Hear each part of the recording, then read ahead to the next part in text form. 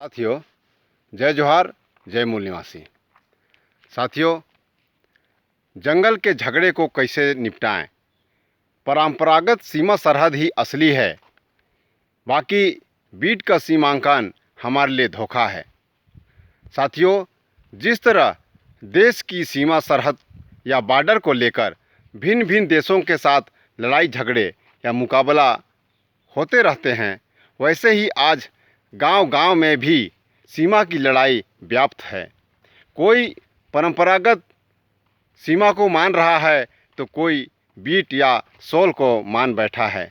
सामाजिक व्यवस्था के अनुसार परंपरागत सीमा वह है जहां सैला दल या नए दुल्हन को प्रवेश से पूर्व सिमरिया का सुमिरन किया जाता है।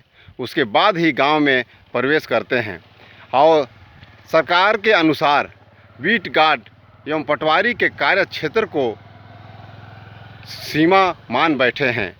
एक गांव का दो सीमाएं, यही है झगड़ा का कारण, क्योंकि सरकार हमारी परंपरागत सीमाओं को नहीं मानती, जबकि गांव वालों को सरकारी सीमा मानने की मजबूरी है। परंपरागत सीमा सरहद के अंदर के भूभाग का नाम ही गांव का नाम रखा जाता है और सीमांतर्गत सभी प्राकृतिक संसाधन गांव के माने जाते हैं, जिसे हमारी सरकार नहीं मानती है। इसलिए पड़ोसी गांव के मध्य कारगिल जैसा युद्ध की संभावनाएं बन रही है। ये स्थिति ना हो, इसलिए गांव के बैगा द्वारा सीमाएं हर वर्ष सीमाएं बांधा जाता है और प्रतिवर्ष इसे मजबूत एवं सुरक्षा प्रदान की जाती है। वन विभाग हो या राजस्व, सीमा सरहद के विवादों पर कोई दिलचस्पी नहीं रखती है। इसीलिए परंपरागत सीमा रेखा विलुप्त हो जा रही है। खामियाजा यह हुआ कि गांव के लोगों को जब सीमा का ही पता नहीं तो बाहरी घुसपैठियों या आक्रमणकारियों पर कार्रवाई कर ही नहीं सकते और हमारे लुटेरे गांव पर राज कर यहाँ की प्राकृतिक संपदा को खाली करने या बिगाड़ने में माहिर हैं। दूसरी खास बात यह है कि आज पड़ोसी गांव के बीच जंगल की लड़ाई मची हुई है। एक तरफ जंगल को सरकारी समझी जा रही है और दूसरी तरफ जंगल गांव समाज की है। इसलिए निस्तार एवं सुरक्षा का अधिकार सभी समाज का है, परंतु नहीं वन विभाग जैसा करे वही जायज़ मानी जा रही है। खुली छूट दिया जा रहा है। इधर गांव वाले भी गांव की सामाजिक मान्यता को दरकिनार करते हुए जंगल पर एकाधिकार जताते हुए कहीं जंगल छोप रहे हैं तो कहीं लकड़ियों की बिक्री या तस्करी कर रहे हैं, कहीं जंगलों को आग के हवाले कर रहे हैं तो कहीं पेड़ों की अंधाधुंध कटाई की जा रही है। बीट गार्ड की बात तो अनोखी है, जिसे सब जानते हैं। गांववासी को चोर बताकर जुर्माना, पीवार, चालान और ना जाने क्या क्या भुगतना पड़ रहा है। कहीं कहीं बीट गार्ड के साथ मारपीट और सलाखों के पीछे हवा खानी पड़ रही है। पड़ोसी गांव वासी भी अपना जंगल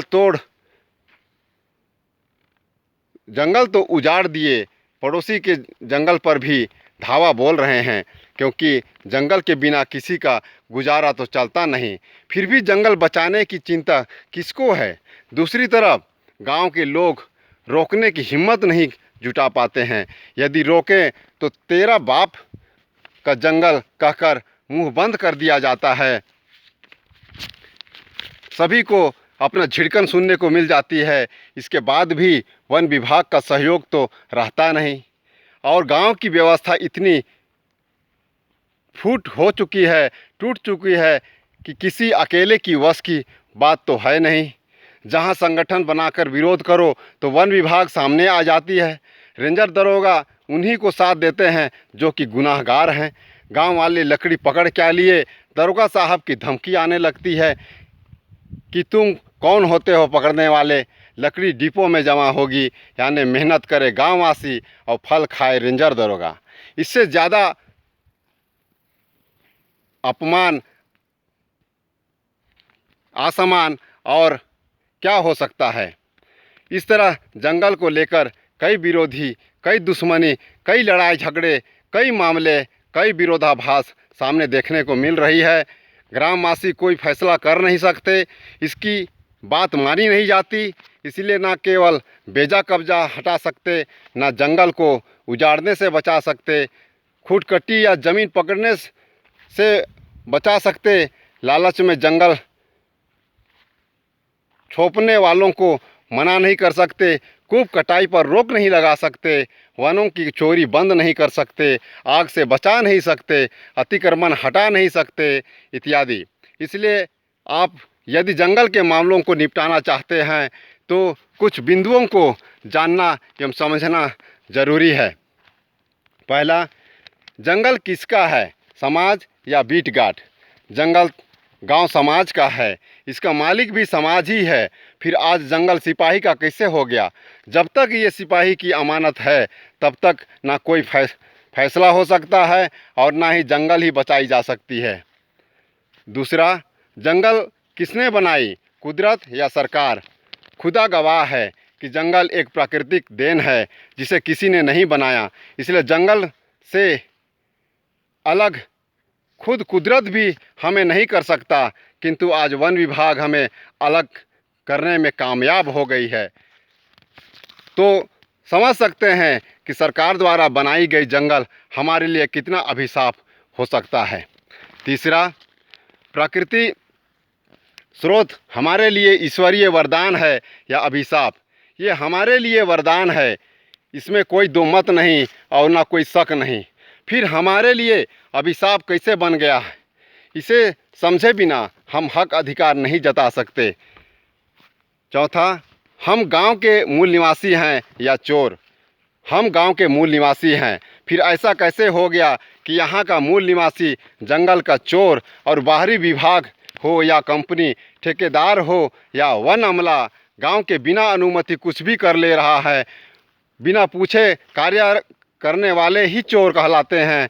यानी जंगल का चोर बन गया मालिक और असली मालिक मूल निवासी बन गया चोर। ये कैसी विडंबना है, ये कैसी मामला है, ये किसी के समझ में क्यों नहीं आ रहा है।